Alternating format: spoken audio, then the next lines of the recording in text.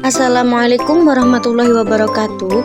Hai semuanya, perkenalkan nama saya Naila Khairunisa dengan NPM 231310003, Prodi PBSI semester 4, STKIP PGRI Metro. Dengan adanya video ini, saya buat untuk memenuhi syarat mata kuliah telaah kurikulum dan buku teks bahasa Indonesia. Di sini saya akan menjelaskan tentang perubahan kurikulum di Indonesia. Kurikulum merupakan inti dari proses pendidikan. Kurikulum merupakan bidang yang paling langsung berpengaruh terhadap hasil pendidikan. Menurut Sukma Dinata 2012, Indonesia telah banyak mengalami perubahan kurikulum. Di antaranya, kurikulum 1947, 1964, 1968, 1973, 1975, 1984, 1994, 1997, 2004, 2006, dan terakhir 2013.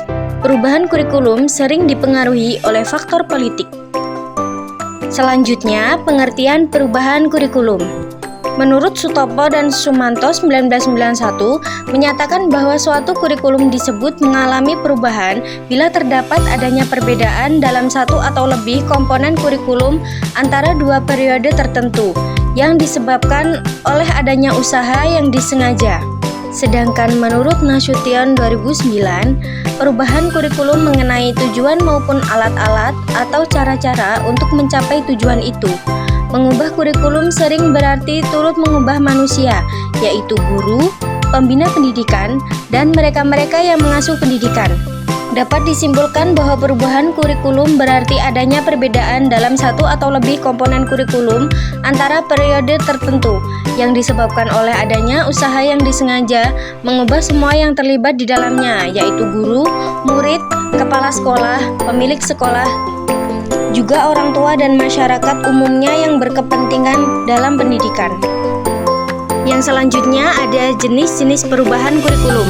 Yang pertama ada perubahan sebagian-sebagian. Perubahan yang terjadi hanya pada komponen tertentu saja dari kurikulum kita sebut perubahan sebagian-sebagian. Dalam perubahan sebagian-sebagian ini dapat terjadi bahwa perubahan yang berlangsung pada komponen tertentu sama sekali tidak berpengaruh terhadap komponen yang lain. Sebagai contoh, penambahan satu atau lebih bidang studi ke dalam suatu kurikulum dapat saja terjadi tanpa membawa perubahan dalam cara atau metode mengajar atau sistem penilaian dalam kurikulum tersebut. Yang kedua, ada perubahan menyeluruh.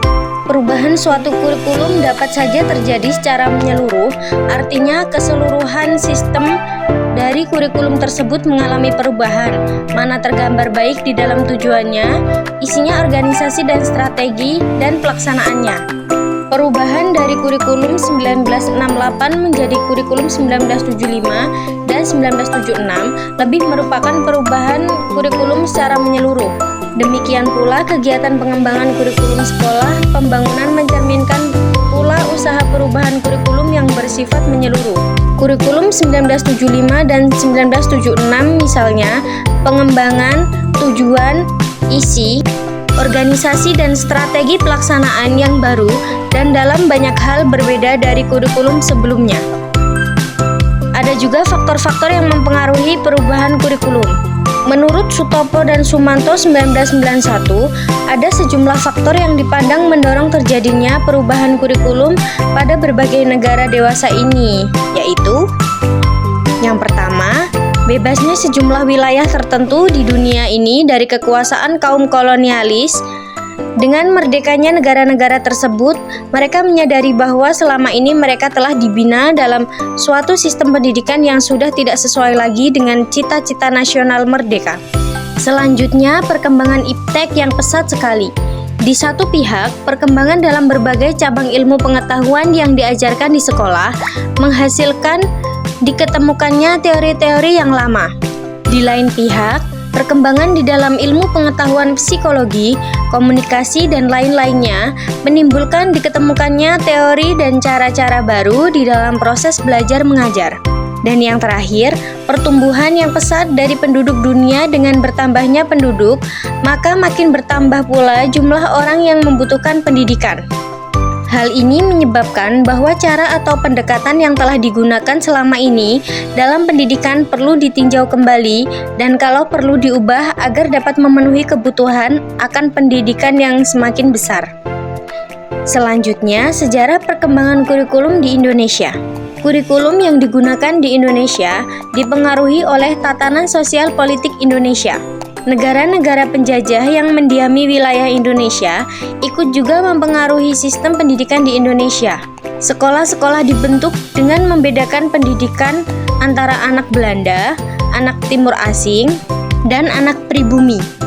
Golongan pribumi ini masih dipecah lagi menjadi masyarakat kelas bawah dan priai menurut Sanjaya 2008. Selama 70 tahun Indonesia merdeka, telah mengalami 12 kali perubahan kurikulum.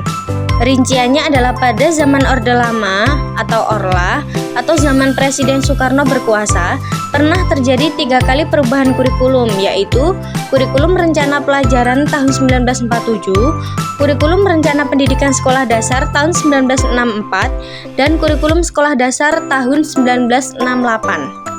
Pada zaman Orde Baru atau Orba atau zaman kekuasaan Presiden Soeharto terjadi 6 kali pergantian kurikulum, yaitu Kurikulum Proyek Perintis Sekolah Pembangunan atau PPSP tahun 1973, Kurikulum SD tahun 1975, Kurikulum 1975, Kurikulum 1984, Kurikulum 1994, dan revisi Kurikulum 1994 pada tahun 1997.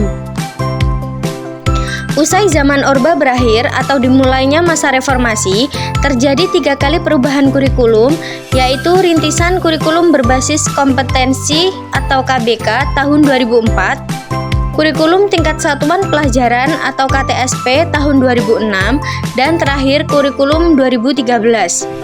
Ubiati 2008 menjelaskan bahwa setelah Indonesia merdeka dalam pendidikan dikenal beberapa masa pemberlakuan kurikulum, yaitu kurikulum sederhana dimulai dari 1947 sampai 1964. Pembaharuan kurikulum dari 1968 sampai 1975. Kurikulum berbasis keterampilan protes dari 1984 sampai 1999 dan kurikulum berbasis kompetensi dari 2004 sampai 2006 serta yang terakhir kurikulum dengan pendekatan scientific kurikulum tahun 2013. Kesimpulannya, perubahan kurikulum merujuk pada adanya perbedaan dalam satu atau lebih komponen kurikulum antara dua periode tertentu yang disebabkan oleh upaya yang disengaja untuk meningkatkan efektivitas pendidikan. Perubahan ini tidak hanya mencakup aspek konten, tetapi juga metode pengajaran dan penilaian. Mungkin itu saja yang dapat saya sampaikan, kurang lebihnya saya mohon maaf. Terima kasih sudah menonton dan jangan lupa tinggalkan komen untuk bertanya. Wassalamualaikum warahmatullahi wabarakatuh.